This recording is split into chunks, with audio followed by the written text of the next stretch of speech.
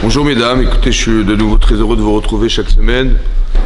On va bien sûr dédier le cours exactement pour ce qui se passe en ce moment en Israël, évidemment pour tous ces otages qui soient libérés, que ces soldats soient toujours mis en protection et que tous ces conflits s'arrêtent, voilà, et puis laissent apparaître la vue du Mashiach très prochainement. Amen. Alors, en fait, le sujet du cours, ça va essayer d'expliquer la portée de nos actes.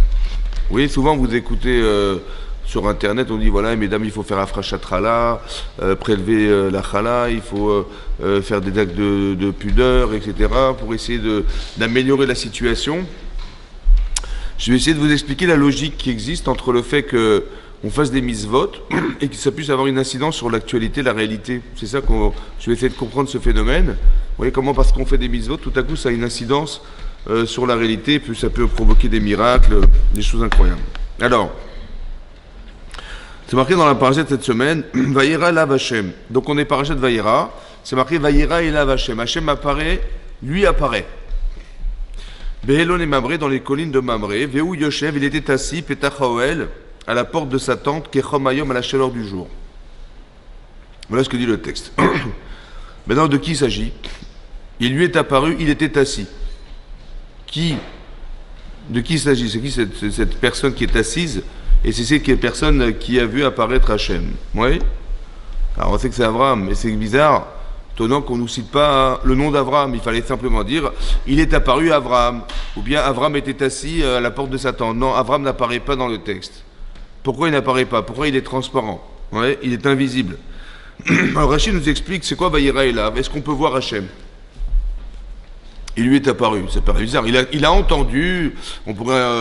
c'est quoi l'apparition d'Hachem? Il n'y a pas d'apparition, il n'y a pas d'image, il n'y a rien. Donc c'est quoi l'apparition d'Hachem auprès d'Avraham? Alors Rachid nous explique que l'évaquer est acholé. En fait, il est venu rendre visite aux malades. V'amar Rabbi Chama bar Chanina, Yom Shlishi le Milatoaya, Ubanj Bochou Veshal Bishlomo.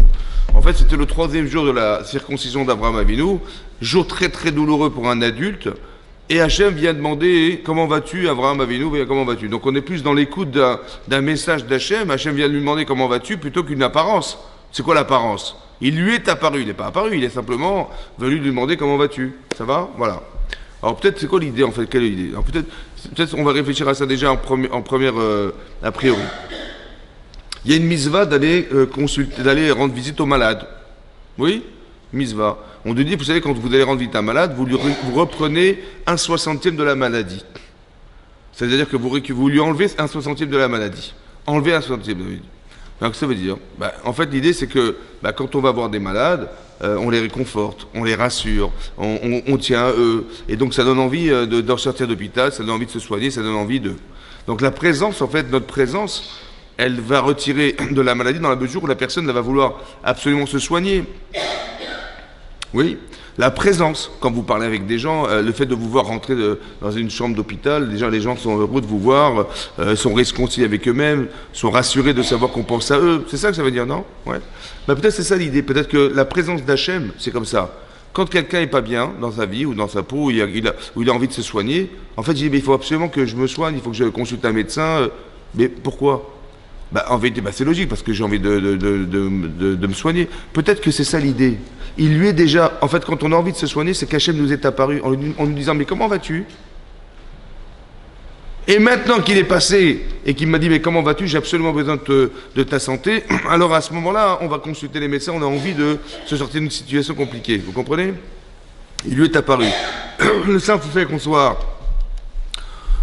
présent, qu'on soit témoin de l'apparence, en fait, c'est ça, de ce témoignage-là, ça nous donne envie de nous soigner, c'est peut-être ça l'idée qui est marquée là, pour nous personnellement. Ensuite, c'est marqué, il était assis, à la porte de sa tente, à la chaleur du jour. Alors Rachid expliquait, il était assis, pourquoi? Il irote, il mèche au verre vachav, l'artisan Bébeto. Abraham, il voulait absolument faire l'hospitalité, donc il était là, devant sa porte, alors souffrant qu'il était d'avoir fait la brit mila, la circoncision 3 jours avant, il est là, il attend. D'accord? Il attend quoi? Il attend que les gens arrivent. Ça veut dire quoi? Pourquoi la Torah nous raconte ça? Pour nous dire. Normalement, logiquement, qu'est-ce qu'il aurait dû faire? Il aurait décroché son téléphone, Hein, il aurait dit à sa femme, écoute, je veux recevoir personne, je suis très faible, je suis très fatigué, j'ai besoin de me reposer, je ne veux pas être dérangé. Non, il est là devant la porte et il attend les gens. Ça veut dire quoi? Ça veut dire que le plaisir et le bonheur qu'il a de recevoir les gens est plus fort que sa douleur. Parce que entre la difficulté qu'il a de vivre cette expérience-là, qui est la souffrance de la Brit Mila, bah évidemment que ça l'emporte sur le désir de recevoir des personnes. Ça va? Il va dire, écoutez, je suis désolé, je peux pas. Eh ben non, son désir est plus fort. Ça veut dire qu'on peut dépasser la douleur. Qu'est-ce qui se passe? Je vous lis ce qui est marqué dans Rashi. En fait, Hachem a fait sortir le soleil de son enveloppe. Mais alors, quelle est l'enveloppe qui enveloppe le soleil? On peut imaginer que c'est la couche d'ozone qui empêche le soleil de réfléchir sa lumière sur la Terre et qui nous réchauffe. Et on sait que la couche d'ozone, elle filtre 45% de la chaleur du soleil.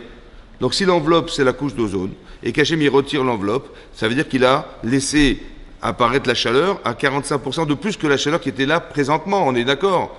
Quelle chaleur il peut faire dans le désert à votre avis? Hein? Combien dans le désert? Hein? Combien? 50. Donc si je compte, on va dire 50% de plus que 50, ça fait 75 degrés. Il faisait 75 degrés, 80 degrés, c'est énorme. Bon, Hachem il a fait sortir la chaleur, pourquoi? Ben, ça va l'accabler. Et il est vieux. Il est souffrant. Et on rajoute la chaleur. Rachid nous dit dans Shelo la tricho beochim, pour ne pas le déranger par des invités.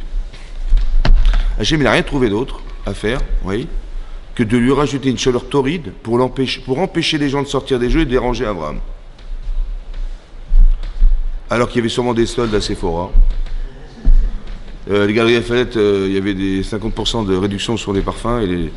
Hein? On avait largement de quoi occuper les femmes et les hommes parce qu'il y avait le foot, il y avait le PSG, là c'était impossible, on ne peut pas rater ça. Hachem n'a rien trouvé d'autre que de mettre la chaleur. La chaleur accablante, il a retiré la couche d'ozone, c'était effroyable ce qui se passe. Pourquoi faire? Pour ne pas déranger Abraham. Ça c'est ce qu'Hachem a pensé. Maintenant, qu'est-ce que vous croyez? Mettez-vous à la place d'Abraham Avinu, vous avez très très envie de recevoir des personnes, vous avez très envie de faire l'hospitalité, vous avez très envie de transmettre la Torah aux gens qui sont dans la région, et vous sortez dehors et vous voyez personne. Il n'y a personne dans la rue. Et vous envoyez les airs, mais il va essayer de trouver des personnes dans la rue, il va envoyer les airs son serviteur, il va courir partout dans toutes les rues, personne dans la rue.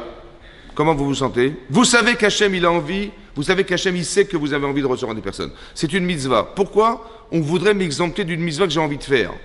Pourquoi? D'accord? Et vous vous dites, qu'est-ce que vous pensez, vous, personnellement? Hein? Qu'est-ce que vous pensez? Pensez pas?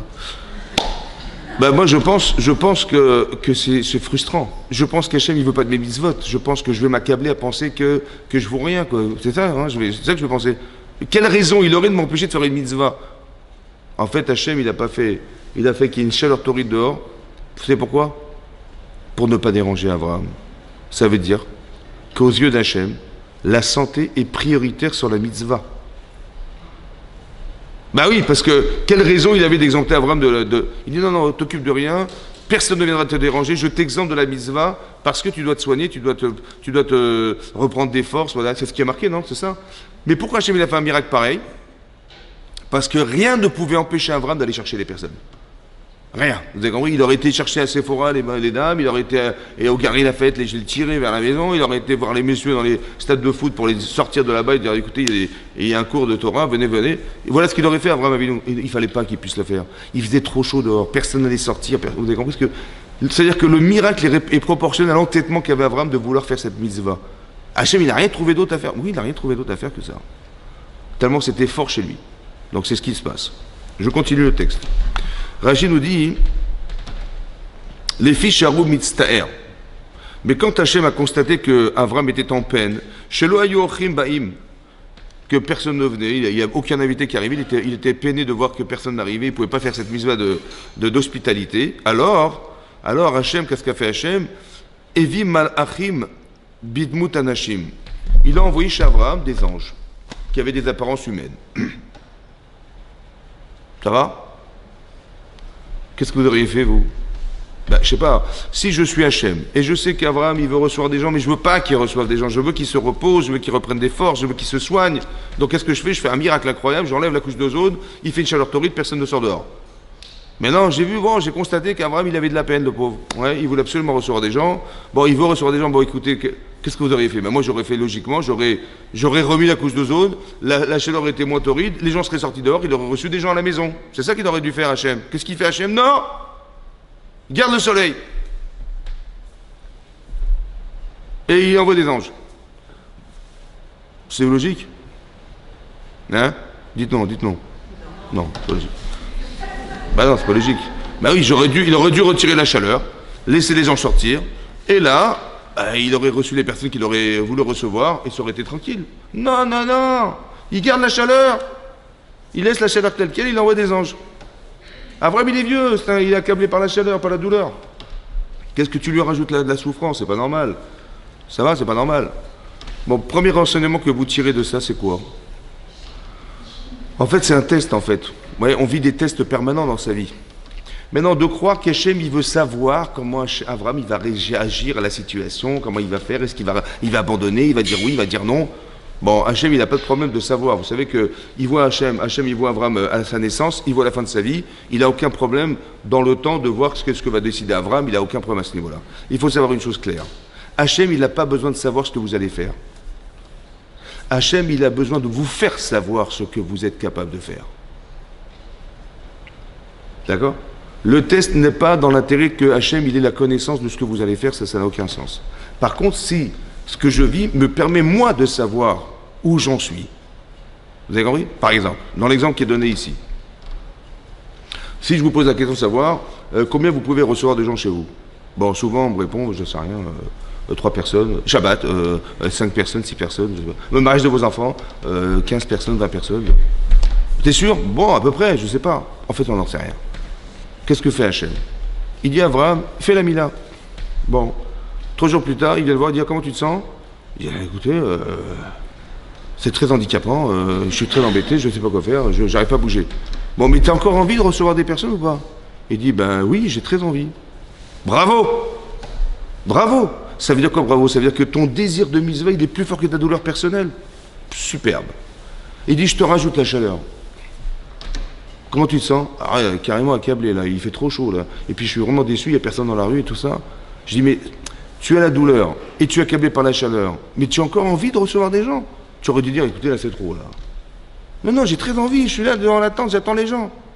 Bravo. Bravo. Ça veut dire que tu es en train de te rendre compte, par le test que tu vis, les paramètres existentiels de ton expérience de vie, que ton désir, il est plus fort que la douleur. Super. Il est plus fort que toi, en fait. Ton désir de mitzvah, il est plus fort que toi.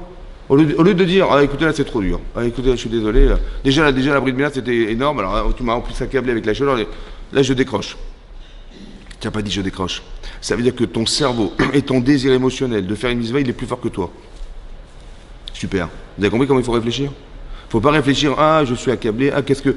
En fait, j'analyse la réalité et je fais le constat que Dieu m'aime pas, que je mérite pas, que je sais pas quoi. C'est exactement l'inverse. Vous avez compris ce que je veux dire? Tout ce qui peut polluer votre esprit en vous faisant croire que vous êtes nul, que vous ne voulez rien, que Dieu ne vous aime pas, que je sais pas quoi, faut l'enlever. Ça va? C'est pas comme à la maison, quand papa était fâché, maman était fâchée, on m'a privé de choses, etc. Et quand on me prive, eh ben c'est que Hachem, il est pas que mes parents sont pas contents de moi, donc je fais le même transfert avec Hachem. Que quand je suis privé, c'est que Dieu m'aime pas, que je suis pas au niveau, que je sais pas quoi. C'est faux, archi? Faux, super. C'est faux. Vous avez vu qu'il a fait ça juste pour pas les déranger. Pour ne pas qu'Abraham soit dérangé. Vous avez compris ce que je veux dire? Il faut comprendre que ce qui nous arrive n'est qu'un révélateur de conscience. C'est-à-dire de savoir où est-ce que tu en es. Si tu as échoué, tu dois savoir pourquoi. Tu dois réfléchir, mais qu'est-ce qui a fait que je n'ai pas réussi? Si je n'ai pas voulu faire, pourquoi je n'ai pas voulu faire? Quels sont les paramètres intérieurs qui m'empêchent, qui me bloquent, qui sont des pavés, qui sont des boulets, qui m'empêchent d'avancer? Il faut que je réfléchisse. Et si tu as fait, rassure-toi et conforte-toi que tu es capable, Razak. Mais pourquoi tu as été capable? J'ai eu le courage, la ténacité, j'ai été assidu, j'ai compris, c'était logique, c'était ce que vous voulez. Il faut être capable de déterminer exactement qui a fait votre réussite et ce qui a fait votre échec. Ça va? Là, il a réussi Abraham. Mais c'est ça qu'Hachem il voulait. Pas pour savoir, tiens, je vais voir jusqu'où il est prêt à tenir. Non, c'est pas ça qu'il veut savoir Hachem. C'est combien tu dois savoir toi, combien tu as force, la force de ce que tu as construit dans ta vie a des valeurs. Combien cette valeur, elle a une intensité chez toi. Jusqu'où ça va. Jusqu'où ton corps, il est capable de supporter. Qu'est-ce qu'il va faire Hachem, il va envoyer les anges. Ça va? Il va recevoir ces anges, donc il y a marqué Vayarot Slikratam. Vous imaginez le niveau d'handicap qui était celui d'Abraham, et il a couru vers eux. Il a trouvé cette force. On peut trouver des forces. Pourquoi Hachem, il voulait absolument qu'Abraham il fasse quelque chose de surnaturel, qui est au-delà de limites humaines? C'est bizarre. Pourquoi Hachem, il a gardé la chaleur? C'est bizarre. Et qu'est-ce qui se passe? Il va recevoir ces anges, qui pensaient être des hommes, hein, et il va leur donner à manger, il va leur donner à manger de la viande, il va leur donner à boire un peu d'eau, ouais, et il va les mettre à l'ombre d'un arbre pour les rafraîchir de la chaleur du soleil. Voilà ce qui est marqué dans le texte. Vaishanu tachatetz vayochelu. Ils se sont assoupis sous un arbre, vayochelu, et ils ont mangé. Voilà ce qui est marqué dans le texte. La Gemara de Baba Metzia, dans le traité de Baba Metzia, là-bas d'Af Pevav, la Gemara dit la chose suivante. Bisrut shlosha. Par le mérite de trois choses qu'a fait Abraham, il a reçu ces gens en leur donnant à manger de la viande, il leur a servi un peu d'eau, et il leur a donné, il les a mis sous un arbre pour les rafraîchir de la chaleur du soleil. Par le mérite de ces trois choses-là qu'il a fait dans la misva de la Artnas Atochim, oui, c'est-à-dire d'avoir reçu ces personnes, de l'hospitalité qu'il a faite, par le mérite de ces trois paramètres, alors on a pu manger dans le désert de la manne. Chazak ou Baruch. On a pu aussi avoir le fameux puits de Myriam qui nous a suivis et qui a alimenté en eau tous les d'Israël, hommes, femmes, enfants et les animaux qui étaient présents. Ça va? Et à part ça, on a eu les Hanan et Kavod, les colonnes de nuée, qui nous ont protégés de la chaleur, de tout ce qu'il pouvait y avoir dans le désert pendant 40 ans. Ça va? Parce qu'il les a mis Tachat Ha'etz, sous l'ombre, à l'ombre d'un arbre. D'abord, premier renseignement, hein, que je ne savais pas, hein, c'est que comment on utilise mes mitzvot. Le sujet, c'était de dire comment Hachem il va dérouler le tapis de l'histoire parce qu'on va faire en amont dans nos vies. Ça va? En amont. Mais non. Mais qu'est-ce qu'Hachem il a besoin d'Abraham? Qu'est-ce qu'Hachem il a besoin d'un mérite pour faire que ses enfants puissent survivre dans le désert? Qu'est-ce qu'il a besoin? En fait, il a besoin. Rien n'est gratuit. Rien n'est gratuit. Ça veut dire que on ne peut pas subsister dans le désert. Le désert, c'est un endroit hostile à la vie. On ne peut pas vivre. Il y a des animaux sauvages, il y a des serpents, il y a des animaux sauvages, il n'y a pas de végétation, il n'y a pas d'eau, il n'y a rien. C'est un endroit hostile. Tu peux vivre dans le désert? Non. Alors qu'est-ce qu'il faut faire? Il faudrait un miracle. Vous imaginez qu'on a vu la manne tomber du... Il n'a plus de la manne dans le désert pendant 40 ans, c'est un truc de fou, quoi. Oui, mais comment on a eu ce mérite? Mais comment il se... Mais Hachem, il fait ce qu'il veut. Non, il ne fait pas ce qu'il veut. Ça va dépendre de toi. Ça va dépendre d'Abraham. Ça veut dire qu'Hachem, qu'est-ce qu'il attend? En fait, on doit passer par le désert. C'est un passage obligatoire, une étape obligatoire. Pour recevoir la Torah, il fallait rentrer dans le désert. On devait rester 1 an dans le désert. C'était prévu 1 an. Finalement, on va rester 40 ans. Mais ce que je veux dire par là, c'est qu'Hachem, il a besoin de nous faire passer par là.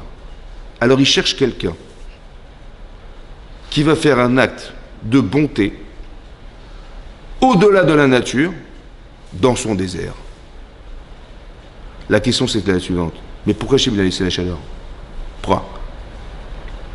Et d'où Chachamim, ils ont su, dans la Gemara, les sages de la Torah, que ce qu'on a pu vivre dans le désert était en rapport avec ce qu'a fait Abraham dans la paracha de cette semaine. Peut-être, vous savez, Abraham, il a fait des auberges. Hein?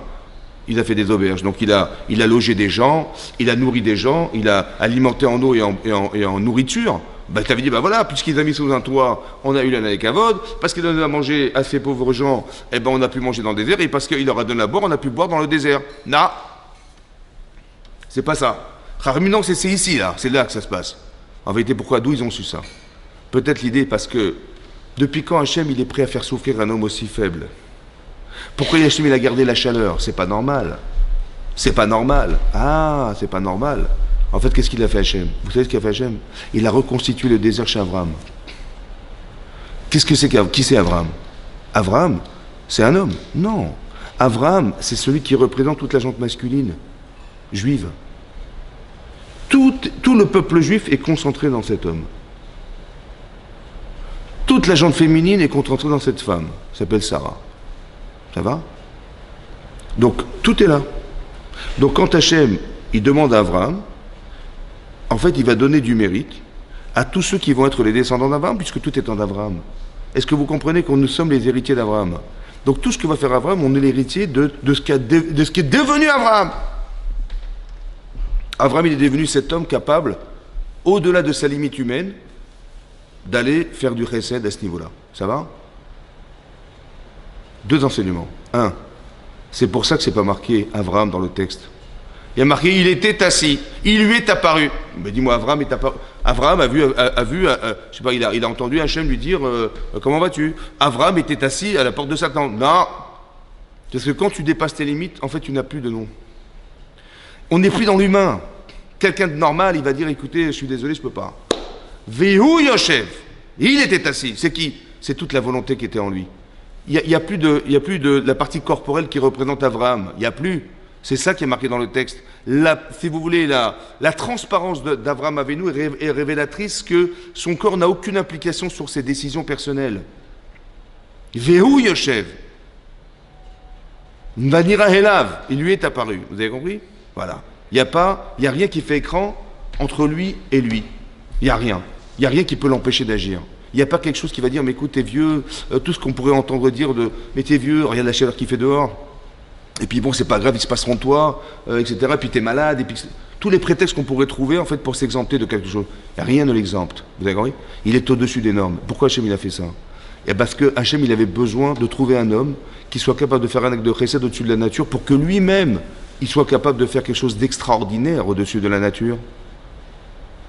Et jamais Hachem, il fera quelque chose de miraculeux si on n'est pas capable de sortir de la norme. Parce que le miracle, c'est de sortir des normes. Donc quand vous décidez de faire quelque chose qui est au-delà de vos limites, si on vous demande de faire quelque chose qui est au-delà de vos limites, c'est forcément que ça va servir un jour dans l'histoire. Le tapis de l'histoire ne se déroulera qu'en fonction des actes qu'on a fait en amont. C'est comme ça. Jamais Hachem nous fera vivre dans le désert, jamais, si on n'est pas capable de trouver quelqu'un qui représente le judaïsme, qui va faire quelque chose qui va être en rapport avec. C'est pour ça qu'Hachem il a gardé la chaleur. C'est pour ça qu'Hachem il a conservé, il a demandé à Abraham de faire la Brit Mila. Est-ce que dans la limite de tes capacités, tu es capable de sortir de toi, c'est-à-dire dans l'intérêt d'eux, pour faire que des gens puissent manger autour de toi? Si tu peux le faire, alors je vais le faire. Maintenant, ce qui est très intéressant, c'est qu'Abraham il a donné à manger à 3 personnes. On était combien de personnes dans le désert? 3 millions. 600 000 hommes, autant de femmes a priori ou plus, les enfants, etc. Il y avait 3 millions de personnes. Il a donné à manger à 3 personnes, ça a nourri 3 millions. Il a dû inviter des personnes, je sais pas, ça a duré 2-3 heures. 2-3 heures, combien on peut inviter les gens? 2-3 heures, ça a duré 40 ans. Il a donné un peu d'eau, mais Atmaïm. Le puits de Myriam a alimenté 12 tribus, plus les animaux, pendant 40 ans. Vous imaginez les tonnes d'eau qui a pu être déversée dans le désert? Comment c'est possible qu'il y ait une proportionnelle aussi, une échelle complètement décuplée? Comment c'est possible? Tu fais 3, on te donne 3 millions. Tu donnes un peu d'eau, des milliards de tonnes d'eau. Tu les mets à l'ombre d'un arbre, tout à coup, tu as des miracles incroyables. Comment c'est possible? Comment on arrive à décupler une chose pareille? Comment on peut proposer à Hachem, parce que je fais des mitzvot, que de lui permettre de faire des choses qui sont au-delà des limites humaines? Normalement, on a pour principe, mesure pour mesure. Tu fais 1, je te donne 1. Tu fais 2, je te donne 2. Tu fais 3, je te donne 3. Eh ben non, on voit bien que 3, c'est 3 millions. Comment c'est possible? Comment c'est possible? Vous avez vu? Peut-être la différence est comme ça. Si tu fais pour toi-même, quand tu dis, moi, ça me fait plaisir de recevoir des gens. Oui. Bon, bah tu t'es fait plaisir. Mais c'était pour toi. Alors combien t'as fait? Tu t'es fait plaisir pour 3, on te donnera 3. Mais si tu fais pas pour toi, tu fais parce que ces gens-là, ils sont ignorants. Ces gens-là ne connaissent pas Hachem. J'aurais tellement aimé qu'ils sortent de cette ignorance. J'aurais tellement aimé qu'Hachem soit connu dans le monde. Je le fais pas pour moi, je le fais pour Hachem. Alors tu fais pour Hachem, il n'y a plus de limite. Vous avez compris ça? Quand tu fais dans ton intérêt personnel, ça s'enferme dans tes intérêts personnels. Tu as donné à 3 personnes, tu te diras merci beaucoup, 3 personnes. Exactement la proportion de ce que tu voulais faire, on te donne. Mais si tu ne fais pas pour toi, tu fais pour Hachem. Je veux que ces gens connaissent la Torah. J'ai envie. Qu'est-ce que vous auriez dit à Hachem si vous étiez Abraham? Il dit, mais regarde les pauvres types dans le désert, là-bas, ils ne savent pas que j'existe. Tu ne veux pas leur faire savoir? Voilà ce qu'il m'aurait dit. Mais c'est ce que je vais faire. Je ne vais pas les inviter dans l'intérêt d'avoir cette satisfaction, d'avoir fait la mitzvah dans mon intérêt personnel. Je vais leur faire plaisir. Je vais leur offrir des plats délicieux. Ils vont se délecter de manger. dans le désert. Mais on trouve rien dans le désert. Ils vont me dire, mais vous pouvez remercier votre femme, elle nous a fait un plat extraordinaire, et merci de nous avoir invités. J'ai dit, mais ne me remerciez pas. Remerciez Hachem. Comment ça, Hachem? Ben, vous pensez bien que dans le désert, on ne trouve pas des plats aussi délicieux. Et vous pensez bien que comment ils sont arrivés là, ces plats? Comment ces fruits, ces légumes, ils sont venus sur terre, on fait réfléchir les gens. Vous avez vu comment Hachem il vous aime? Vous avez vu la variété qui existe dans le monde, la variété des couleurs, la variété des fruits, la variété des légumes, la variété des capacités qu'on a de nous se nourrir, mais c'est incroyable. Et toutes ces faveurs-là, vous croyez qu'elles sont gratuites? Mais non, ça veut dire qu'il nous aime Hachem. Et c'est ça qu'il voulait. Et puis vous pensez bien que ce projet qu'il a, il a un objectif, il faut bien l'atteindre. Quel objectif? On va essayer de réfléchir ensemble. Et on les fait réfléchir à travers la nourriture. Vous avez vu dans les synagogues, s'il n'y a pas de kidouche, les gens ne viennent pas. Hein, c'est comme ça. S'il n'y a pas la bourra, je suis désolé, je ne reviens pas. Mais par contre, si tu me fais un super kidouche, on mange bien et tout ça, ça donne envie, on va venir à la synagogue. Et là, le Rav, il va parler, et puis on va, au fur et à mesure, on va écouter des drachot, on va écouter ça va nous changer. Vous avez compris? On va se modifier parce qu'on nous a fait plaisir. Tu me fais plaisir, je te fais plaisir. Je t'écoute parce que tu me fais plaisir. C'était ça, Avraham Avinu. Ça veut dire que vous avez compris que ce qu'a fait Avraham, ça a une incidence dans l'histoire, c'est très intéressant. C'est marqué dans Rashi qu'il a reçu des anges. Bon, mais lui pensait que c'était des hommes. Il leur a donné à manger, à boire, et il les a mis à l'ombre d'un arbre en pensant que c'était des hommes. Ouais. Mais c'était des hommes ou c'était des anges? Des anges. Est-ce qu'ils ont mangé? Rashi dit qu'ils ont fait comme si. Ils ont fait semblant. Bon, ils ont mangé ou pas? Ça a servi à quelque chose? Ils ont mangé, ça a servi à quelque chose? Ça a servi à quelque chose? Ça a servi à quelque chose? Non, pour eux-mêmes, les anges. Non. Est-ce qu'ils ont bu, ça leur a servi à quelque chose? Est-ce que l'ombre, elle les a rafraîchis? Non plus. Donc ce qu'a fait Abraham, ça a servi à quoi? Ça a servi à rien. Il ne le savait pas. Mais Dieu, il savait? Donc tu dis, par le mérite qu'Abraham il ait fait ça, Dieu, il a fait ça.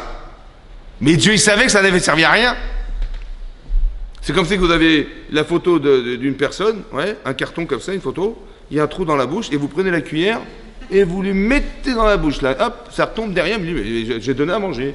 Et t'as rien fait. C'est quoi le shroud? C'est quoi le mérite? Le mérite de quoi? De rien. Il n'a rien fait, Abraham. Quel résultat peut avoir l'acte d'Abraham et quelle incidence ça peut avoir s'il n'a rien fait, en fait? Hein? Donc la question de savoir comment vous définissez un mérite. Alors voilà, je suis comme ça, j'ai l'intention de mettre mes tefilines. Voilà, je suis comme ça. J'ai l'intention de faire Shabbat. J'ai l'intention de faire du Shalom Bayit. Hein? Donc qu'est-ce qu'on apprend de là? Qu'est-ce qu'on apprend de là? Est-ce que la question est la suivante. Est-ce que l'objectif, c'est le résultat de ce qu'on fait? Ou l'objectif, c'est ce qu'on devient par ce qu'on fait? Il y a quelqu'un qui tape à votre porte. Oui, bonjour madame, écoutez, j'ai pas mangé, ça fait 3 jours, je vis dans la rue, est-ce que vous pouvez m'aider? Ça va? Qu'est-ce que vous faites? Bah évidemment que vous donnez de l'argent. Mais vous donnez de l'argent pour lui, vous donnez de l'argent pour vous. Incroyable. Pourquoi Hachem, il a fait qu'il y ait des pauvres? Il a qu'à leur donner de l'argent lui. Ça va? Qu'il a qu'à leur trouver du boulot. Non, c'est toi qui vas les aider. Pourquoi? Parce que peut-être que l'objectif, c'est pas ce que tu donnes. Ça, il aurait dû le faire Hachem. Mais si tu peux devenir quelqu'un de chesed par ce que tu vas faire, alors ça vaut le coup. C'est pas forcément le résultat qui compte, c'est ce que vous devenez qui compte. C'est avec les Bnei Israël, ils se sont nourris de quoi? De ce qui est devenu Abraham. Vos enfants se nourriront de ce que vous êtes devenus, puisque c'est vous qui les engendrez. Vous avez compris ça? Le srout, c'est pas ce que vous faites, c'est ce que vous devenez. C'est comme quelqu'un qui cherche du travail, bah, il présente son CV. Son salaire, il va être proportionnel aux lignes qu'il y a dans son CV. C'est ça ou pas? C'est ça son srout. C'est quoi ce route? Son mérite, ben c'est ce qu'il est. Tu dis, qu'est-ce que vous avez fait dans la vie? Quelles études vous avez fait? J'ai fait ça, j'ai fait ça, j'ai fait ça. Ben, s'il y a une seule ligne, on vous donnera un salaire moindre, mais s'il y a des lignes, il y a beaucoup de compétences, évidemment que votre salaire, il va être proportionnel à vos compétences, c'est normal. Mais c'est ça le srout. En hébreu, zerut, ça veut dire mérite. Mais zerut, ça vient de zar. Zar. En hébreu, zar, ça veut dire limpide. Limpide. Quand on dit dans la Torah, vous allez prendre des olives que vous allez écraser pour en sortir de l'huile zarkatit, zar limpide, qui a été concassé. Zar. Zerut, ça vient de zar. Quelqu'un qui va réussir, on dit, ah, tu as du srout, toi. Pas du tout. Je suis zar. Je suis limpide. Ça veut dire qu'il n'y a rien qui va faire écran. Vous avez compris? Si par exemple, vous achetez une bouteille d'huile, d'olive, ouais, pour allumer vos veilleuses, ou de l'huile en général pour allumer.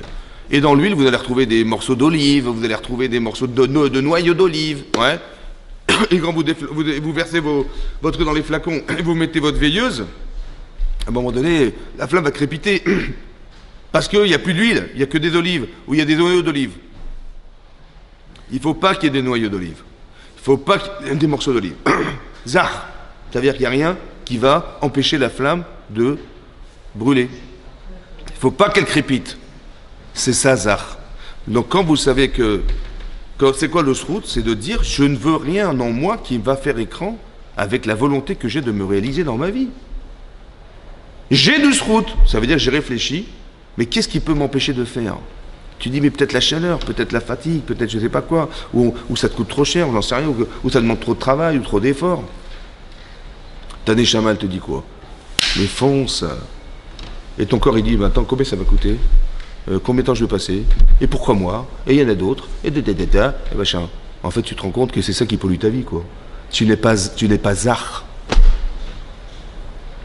Il faut éliminer tout ce qu'il faut filtrer, tout ce qui vous empêche d'avancer.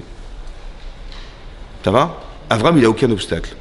Tu lui mets la chaleur, la douleur, la magie, rien n'arrête. C'est-à-dire qu'il a ce désir, il est très fort. C'est ça. Et donc, en fait, ce qu'il faut comprendre, c'est ça. Peut-être qu'Hachem, il voulait nous apprendre par là deux choses. Quand vous faites des choses exceptionnelles dans votre vie, quand on vous pousse à bout, c'est très possible que ce que vous voyez n'est pas la réalité. Ce sont des anges. Ça reste entre nous, hein. Bah oui, parce qu'Hachem, il a envoyé des anges qui avaient des apparences humaines. Pourquoi? Parce qu'Avraham, il est devenu un ange. Et il n'y a que Tané Chamal qui lui parle. Son corps, il n'a aucune incidence sur ses choix personnels. Vous avez compris? Donc on lui envoie des gens qui sont comme lui, en fait. Vous avez compris ce que je veux dire? Comme si il y avait deux réalités. La réalité première, ben, c'est celle-là, celle qui est palpable. Il y a une autre réalité qui, en vérité, en apparence est palpable, mais elle n'est pas palpable.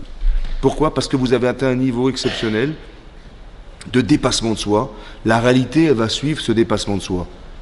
On n'est plus, comme si que la projection de ce que vous voyez n'est que ce que vous êtes, des gens exceptionnels. Des gens qui n'ont rien qui les empêche de se réaliser dans la vie. Alors, en face, on va mettre des gens qui n'ont pas reçu le choix. Comme des anges, ils n'ont pas le choix. Bah, vous aussi, vous n'avez pas le choix. C'est plus fort que vous. Vous avez envie de faire une mitzvah, mais qu'est-ce qui peut vous arrêter? Rien. La douleur ne vous arrête pas, la chaleur vous arrête. Comme si vous étiez prisonnier et addict à la mitzvah. Bah, vous avez le choix? Non. Vous dites, mais je te mets la chaleur. Arrête-toi. Non, j'ai envie. Tu n'as même plus le choix que de faire la mitzvah. Alors, on t'envoie des gens qui n'ont pas le choix. Ce sont des anges.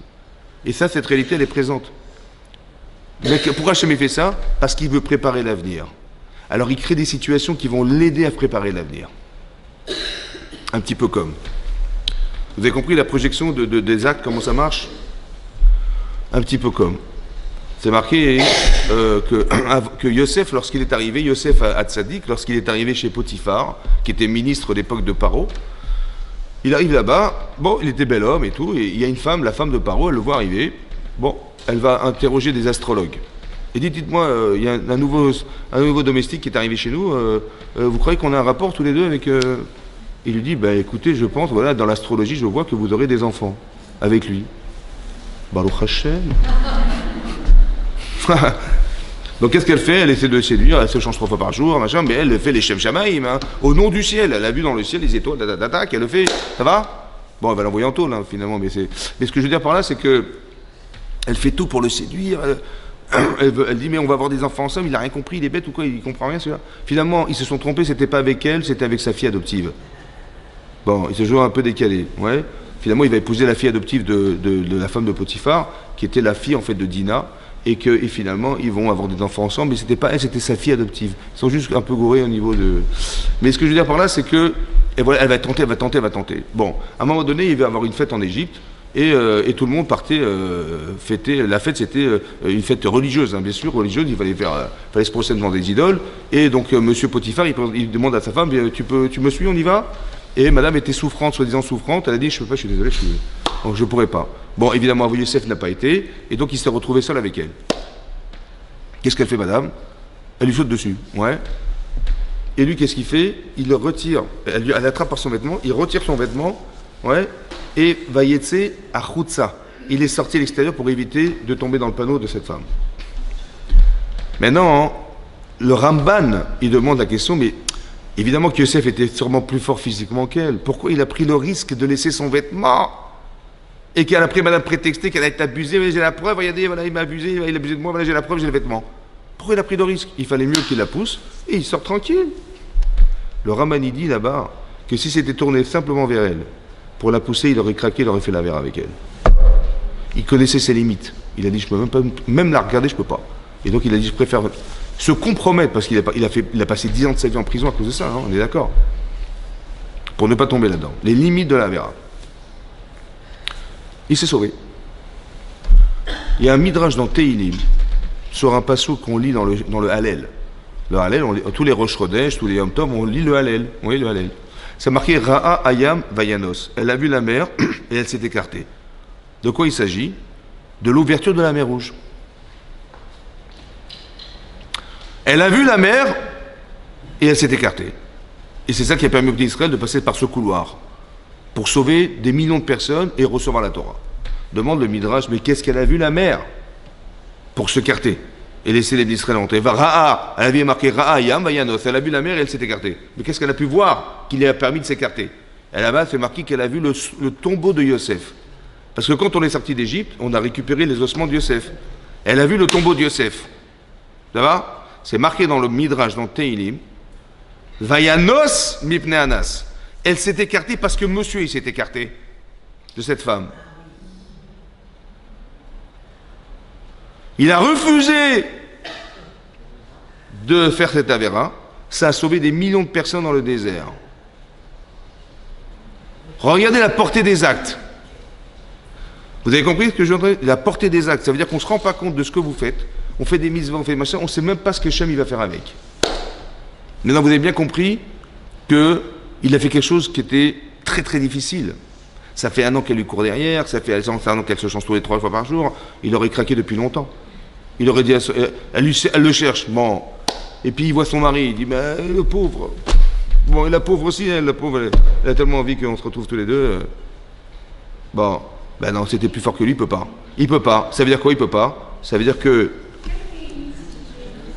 Ra'a Yam Vayanos. Dans le Hallel. 104. Chazak ou Baruch. Michel Berach, imotez-nous ça. Vous avez compris ce qui se passe? Ça veut dire que regardez la portée des actes, la portée des actes.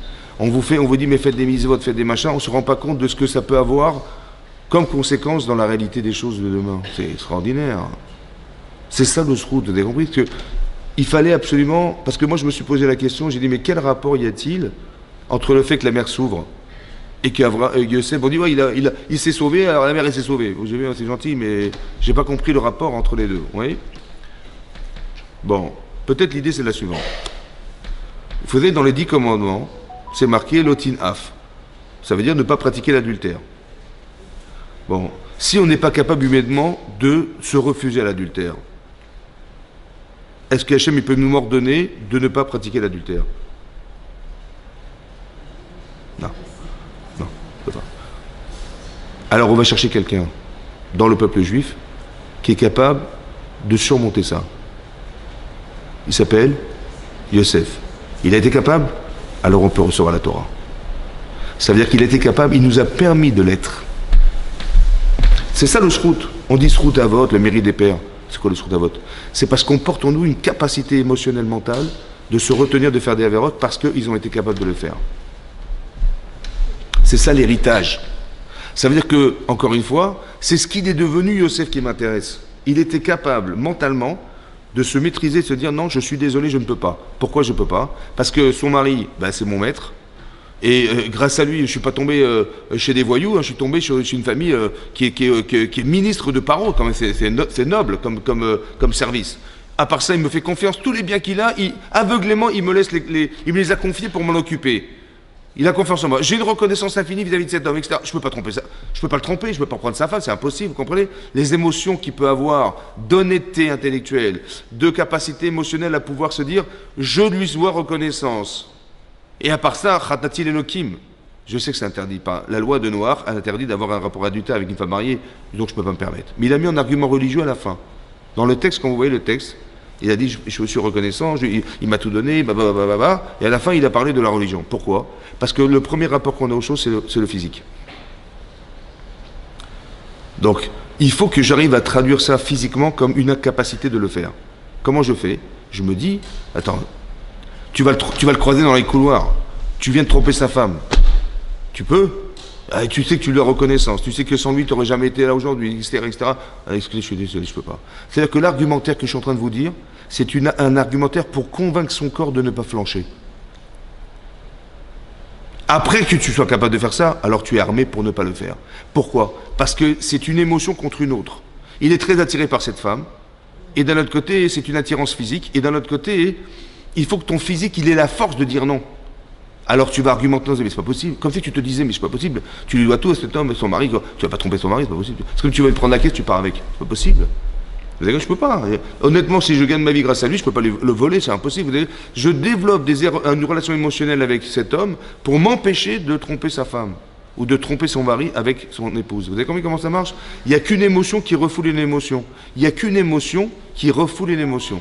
Si vous pensez intellectuellement que ça ne se fait pas, mais il n'y a pas d'émotion, vous allez flancher, c'est sûr et certain.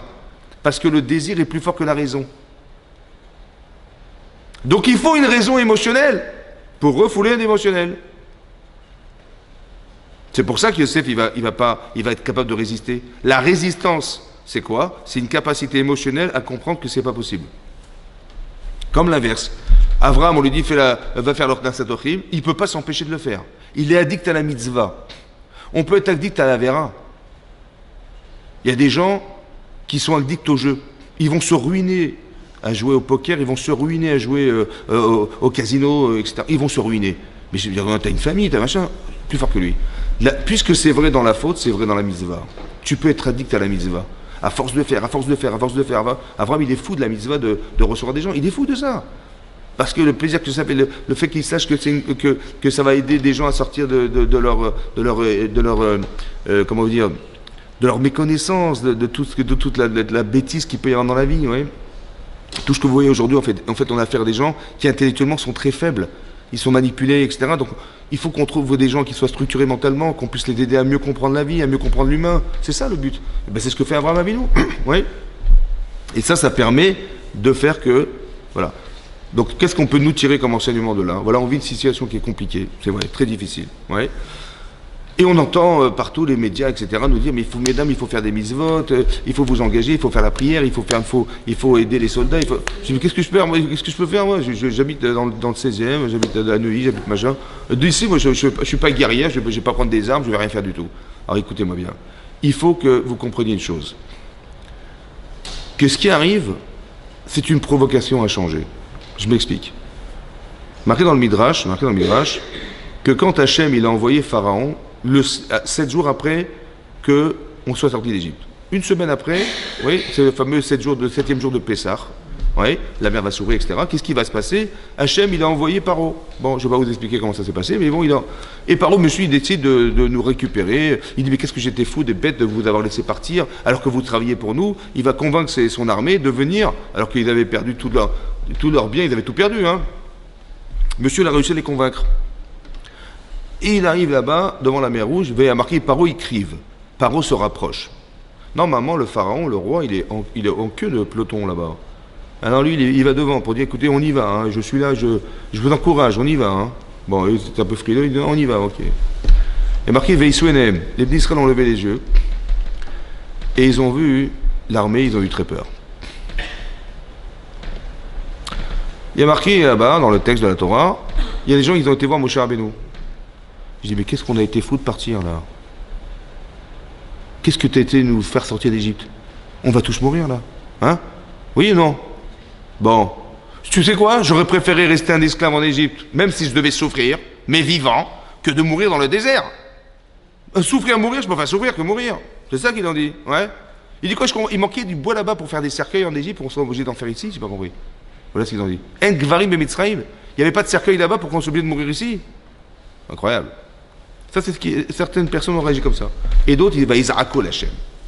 Ils ont crié vers Hachem. Ils ont crié. Ils ont prié ou ils ont crié? Il va les dire, ils ont Non, il est marqué, ils ont crié. Quand est-ce qu'on crie dans la vie? Et pourquoi on crie dans la vie? Mais pourquoi on crie quand on est désespéré?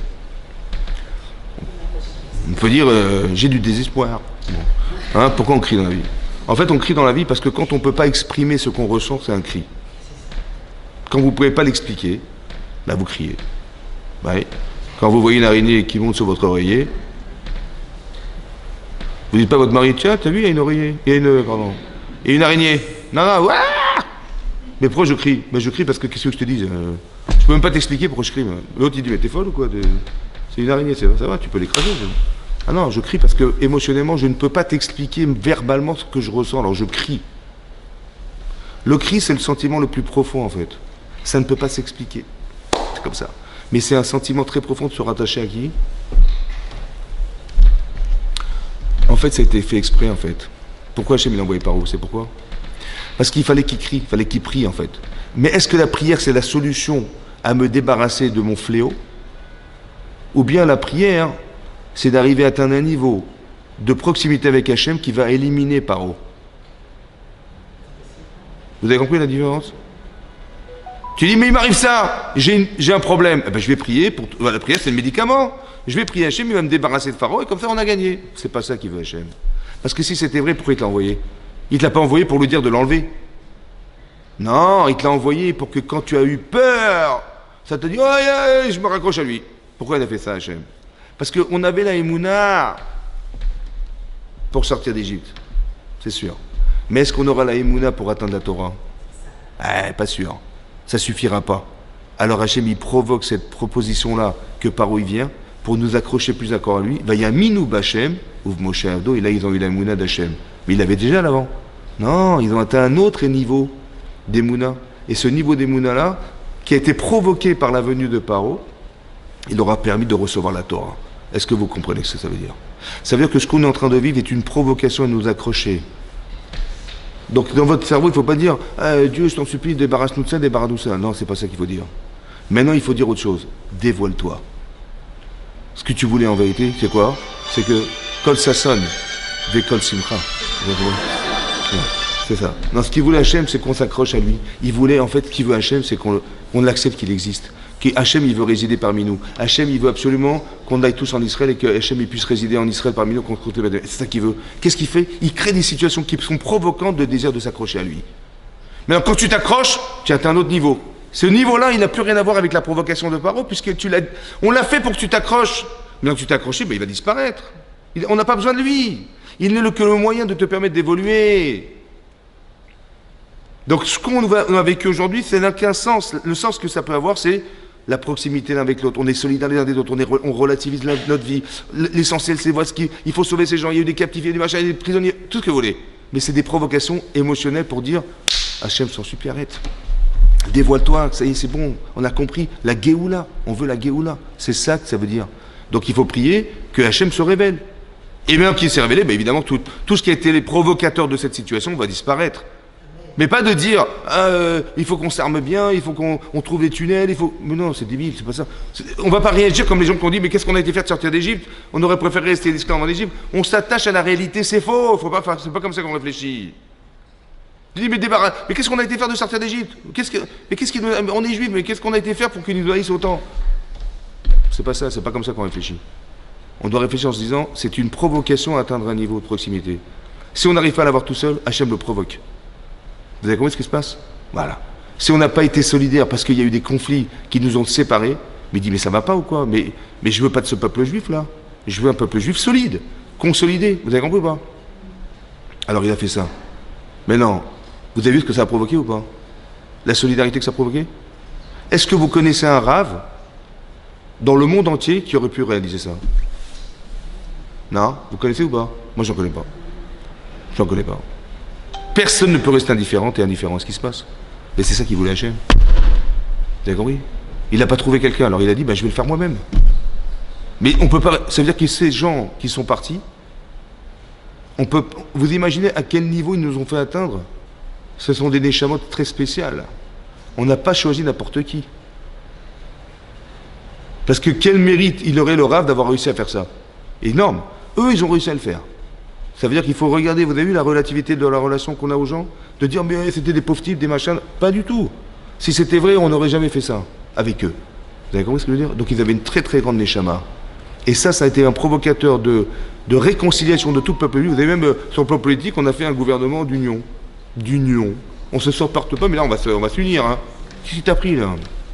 Et ça a déclenché un désir de teshuva, de solidarité. Les gens, ils chantent, ils pensent que les soldats, ils partent avec des tzitzit, ils demandent de mettre les tefilines, priez pour nous. On reçoit que des vidéos, genre priez pour nous. Vous avez compris pourquoi? Et pourquoi c'est comme ça? Pourquoi je fait ça? Parce que c'est marqué dans la paracha. L'implication personnelle que tu peux avoir a une incidence sur le tapis de l'histoire.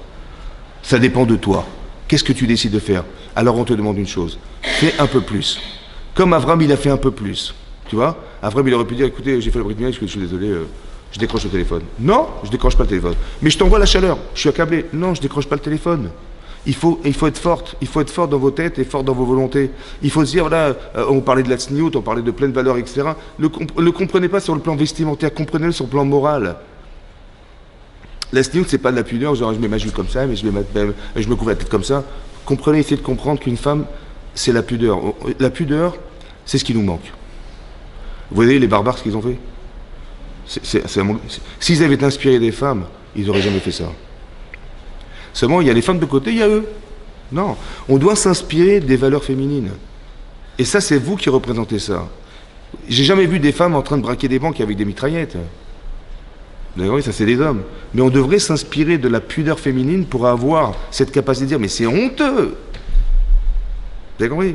Voilà. Et c'est ça qu'on doit développer. Donc c'est chacune et chacun doit prendre sur lui quelque chose et que voilà, je fais les Shem Shamaïm. Voilà, au nom de... Et qu'Hachem, il utilise cette vocation-là pour pouvoir faire en sorte qu'on ait la Géoula très prochainement. Amen ve Amen. C'est ça qu'on va lourd.